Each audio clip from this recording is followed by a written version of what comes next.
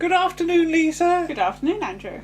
We've got a busy day ahead of us, haven't we? We have. So this is our first recording thing. Yes. Which is a video thing, but we are underway on episode 34. Mm-hmm. So we're going to hopefully do our article for it. Our main article tonight. This evening. Yes. But anyway, I've got my early 70s shirt on. You have. It's very John Ridge. As though I am from Doomwatch. You need a cravat. I need a cravat. For today, it is episode 3 of Spearhead From Space. Mm-hmm.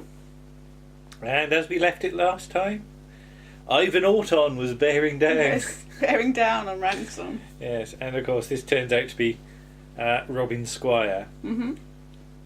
Now, we've never really sort of talked about assistant script editors in this period, have we? Because you've got Robin Squire and you've got Trevor Ray, both of whom are sort of lending support. Yes.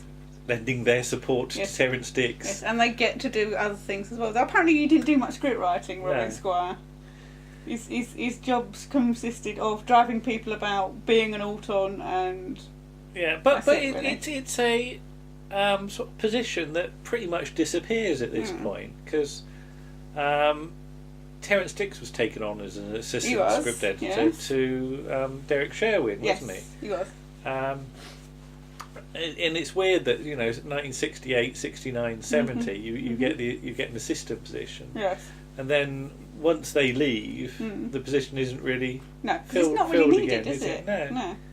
But I can understand why you'd need one though, because if Terence Dix was like ill for a while, you'd be in trouble. The whole thing would come crashing down around you. They'd have to phone somebody up. Yeah. Robert, can you come in and do something? Can you come and do? Because there's occasions in the Graham Williams era when sort of Graham Williams is unwell and sort of J&T or whatever has to sort of deputise. So it is very much putting all your eggs in one basket, not having anybody that can. Why now you've got a bigger range you've got a team. Yes, but the whole somebody can step in if they need to.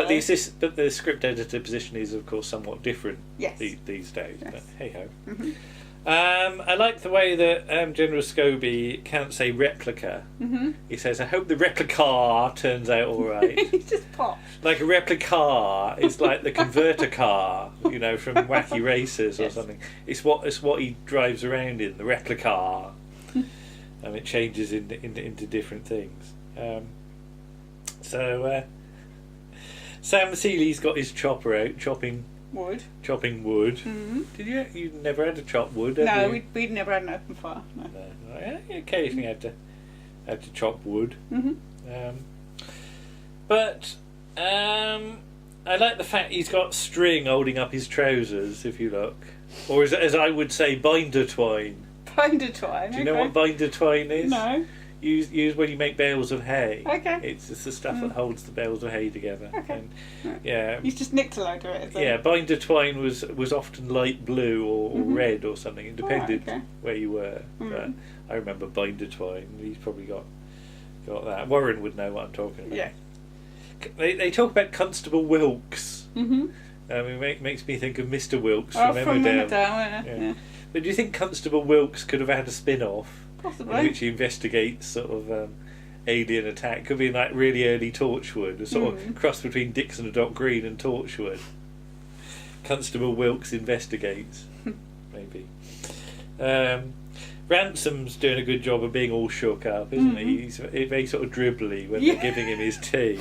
He just gets it all down his shirt, doesn't he? Yeah, it's a bit You expect the Brigadier just like, he's not with the Brigadier, it's the Captain he's with, isn't Captain Jimmy? Munro, yeah. You expect Jimmy to sponge him off, don't you? Like, get a look, or do that thing with it, like you had to do once to my head when I got it all dirty. Yeah. The thing about the Auton guns, we accept them as being that's what Autons have got, but I've noticed this a lot with people. With new Doctor Who, it confused the hell out of people watching Rose for the first time. Because I remember people saying to me who weren't fans, why have they got guns in their hand? because it comes out of nowhere in Rose, and I've seen sort of people doing reactions to Rose, and it really does confuse people. It's never actually explained in this story either, but we've always as fans, we've always accepted it. I don't get why that's a problem. It's a gun. They've got a gun. Yeah. It's like. But many's the time I've heard people say where they get their guns from. The gun shop. I like the way that Liz goes on about all the advanced equipment they've got, spectrographs and lasers and things.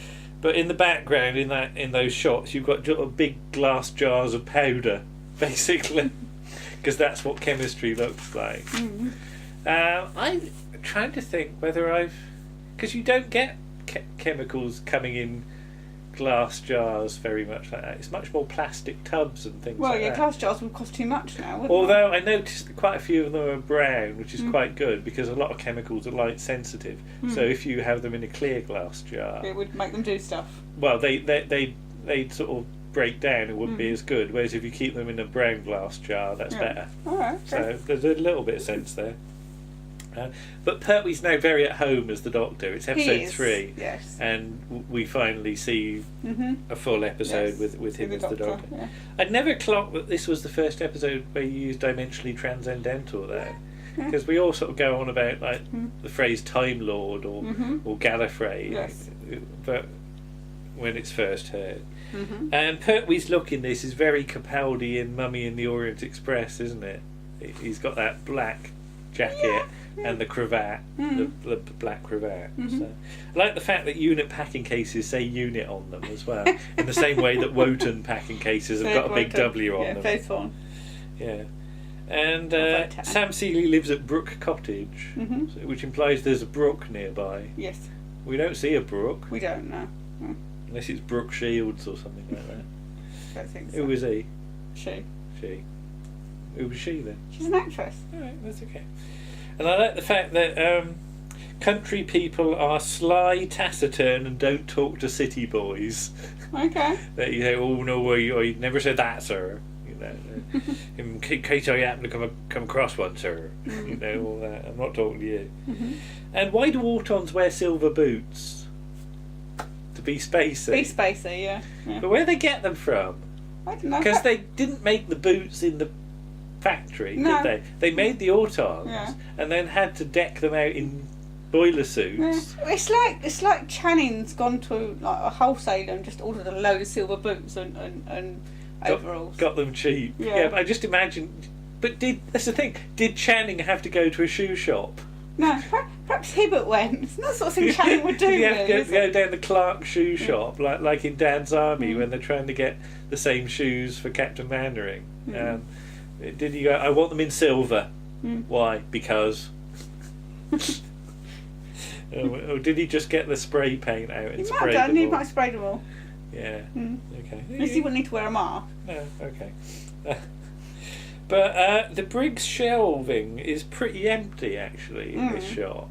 And you know you got his file that says X on it, but there's a load of gaps in all the shelving. And I said, have UNIT just moved into this office? Possibly, yeah. It's not all been unloaded yet. It's like there's a load of stuff in boxes. The Brig hasn't been bothered to do. And the thing about it's 6 months since this change might have happened, because he says he's been away and he hasn't visited the factory for 6 months. So that's Ransom. Yes, Ransom. You didn't explain who he was.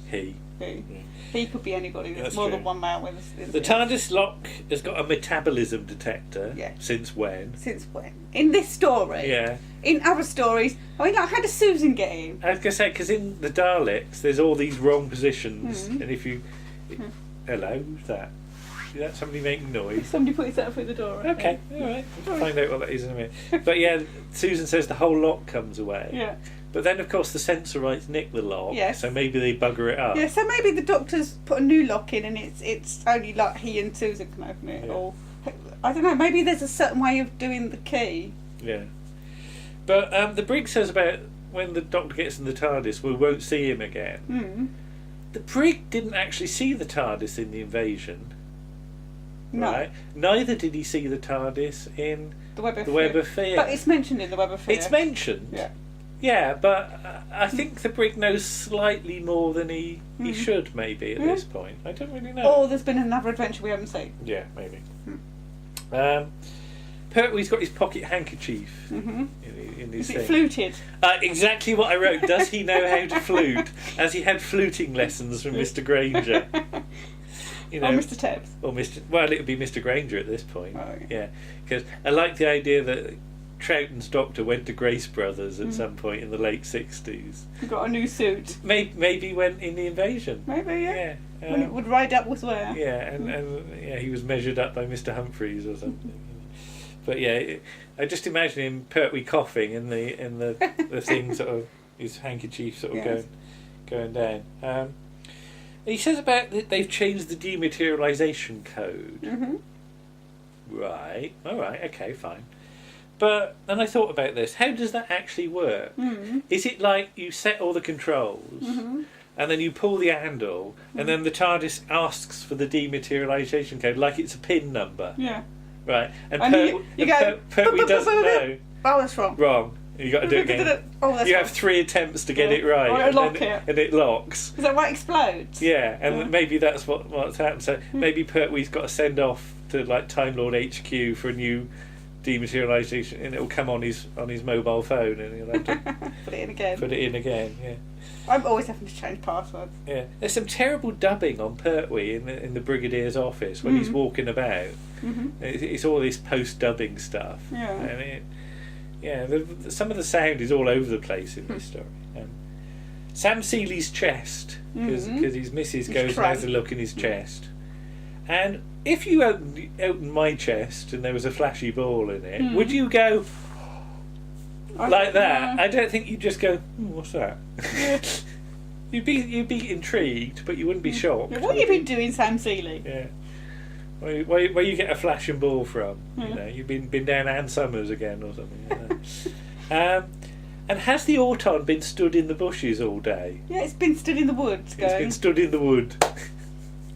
Going, I'm waiting. I'm waiting for me signal. I'm not going to move. I'm not going down the tea shop or nothing. They're going to have cream tea or something. The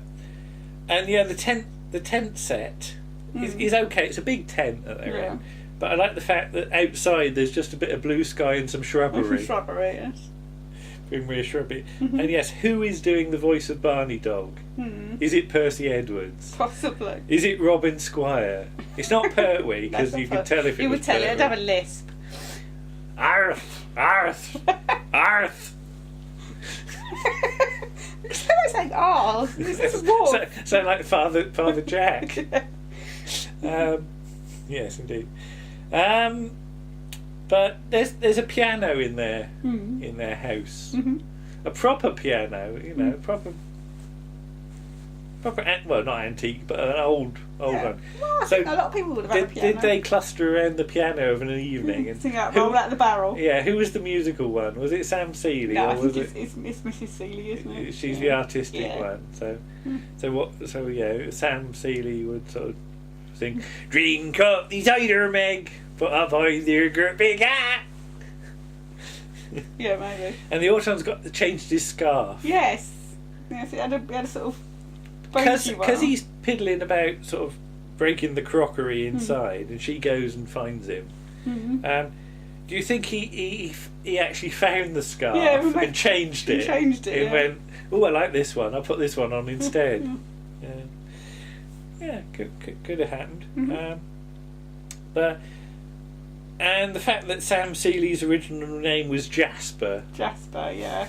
That's not a very country name, is it? Yeah. Jasper. Well, a Jasper is a wasp. Yes. You used to have Jaspers. Oh, there's a Jasper in the room. So yeah, maybe he used to be a Menoptera or something like that. He was an insect. So it's a bit posh for Sam Seeley. Jasper.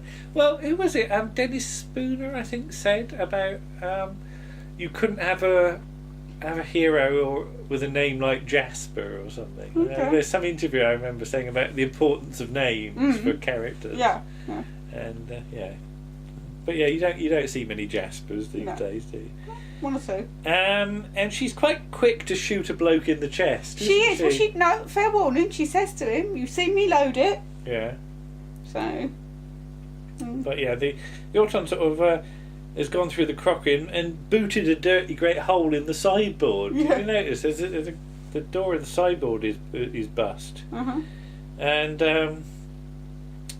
after sort of in the aftermath, there's a very nice high shot of Pertwee and Liz and the brig and everybody. I don't know quite what they stood on to get that shot, but it is very nice. And the Autons have got slicey hands, haven't they? They've got really sharp nails. Yeah, as well as a gun, it's got like a knife or something in its hand. Yeah, well, that's how they did the shot. Well, but yes. I just imagine, like, if an Auton, if you had a special friend who was an Auton and you wanted him to scratch your nose for you, that could end badly. It could end badly. I don't think you'd have a friend that was an Auton, though. Okay. It was Rory. Well, yeah, but Rory was an Auton. Did Rory have really scratchy hands? Rory's got a gun in his If you had to tickle like Amy in a special place, could that have, I think we should move on. Move on. Total destruction. Yeah. It's very neat, isn't it? It is. Yeah. So at least he tidies up afterwards when the bodies disappear. At the factory, that secretary still doesn't say anything. No. So she is in. I'm sure she can't say a word. No, maybe. And Hugh Burden's in the window, being all split into. Yes. And I quite like that. That's the thing about you turn up for filming on the day and notice a funny window in the door or something. I'll use that. I'll use that. Yeah. I know we've done things like that before. Now, Lisa, I'm sorry about where this is going to lead. Okay. But Pertwee's stood by the pole, isn't it? There's a pole in the middle of the office, and Pertwee immediately gravitates towards the pole and holds it, doesn't he? I hadn't really noticed he was hanging on to a pole, but but you know what I'm going to think. I can see some sort of grindy, bumpy pole dance from Pertwee or something, to try and influence people. It just looks like a very tall, thin Master's TARDIS. Because it's the Corinthian column or whatever. I wasn't really paying attention. I was watching the actors, not what they were holding on to. Oh, right, okay. But then Pertwee's got the EEG machine, and out comes the shopping list again. And the whole thing about I like the way they say perhaps we could communicate with it, and immediately the intercom thing goes bop. Yeah. And you almost think like it's the Auton sphere on it trying to say, hello, I'm here. Yeah. Speak to me nicely and I'll answer your questions. But of course it's General Scobie here. And he should have had his own series, like he's up to like investigating ghosts or something. Scobie Doo, where are you? Sorry. He drives around in the mystery jeep. Okay, move on. Yeah, proper car anyway with a chauffeur. Oh, right, okay. Well, maybe his chauffeur, like, he could be like his Shaggy or his Velma or something. Couldn't he? Yeah. And it's a very nice effect when there are two Scobies in shot. And it's a really good performance from Hamilton Dyce. Yeah. Because he makes the Auton Scobie. It's a really good way. I'm trying to think how to explain it. It's very stiff, isn't it? The way it walks in, and there's no expression on its face. It just sort of turns its head to look. Did I ever tell you about my Hamilton Dyce song? I think I've heard your Hamilton Dyce song. If Hamilton Dyce wanted to impress a lady and wanted her to come and live with him, I imagine Hamilton Dyce singing a song to his beloved. It would go something like, "Your life would be nice with Hamilton Dyce. With Hamilton Dyce, you'll never think twice." Right. No? No. You can't imagine Hamilton Dyce singing that song? No, I can't, no. Maybe whilst attached to a pole with Pertwee? No. No. Okay. And that's the cliffhanger. And again, we've got a cliffhanger with somebody fairly irrelevant to our main characters going, no! But given that it's achieved, the split screen is achieved with a bit of black card, I think it comes off really well, doesn't it? Yeah. Because frankly, it's a hell of a lot better than like in Power of Kroll or something like that. Yeah, there's no lines. Yeah, you really can't see where the join is. So, it's a proper Ernie Wise wig job, isn't it? So Yes. Did you want to see what comes through the door? Oh, go and have a look then. Right, okay. Excuse me for one moment. I shall only keep this going if it's exciting. So I hope it is. It's usually advertising at this point. Yeah, it is an advertising. Oh, it's an advertisement. Let's have an advertisement break then. Oh, it's a missing cat. Oh, a cat is missing. Oh, we better share it then, don't we? Yeah. Well, I don't think it's going to be people. Yeah, if you've seen this cat, then let it out the garage. What's it say? It says, missing cat. Please check all garages, sheds, outbuildings, etc. for our cat. He has been missing since Friday, 29th of March. It is not like him to wander and certainly not home to miss his meals. Oh.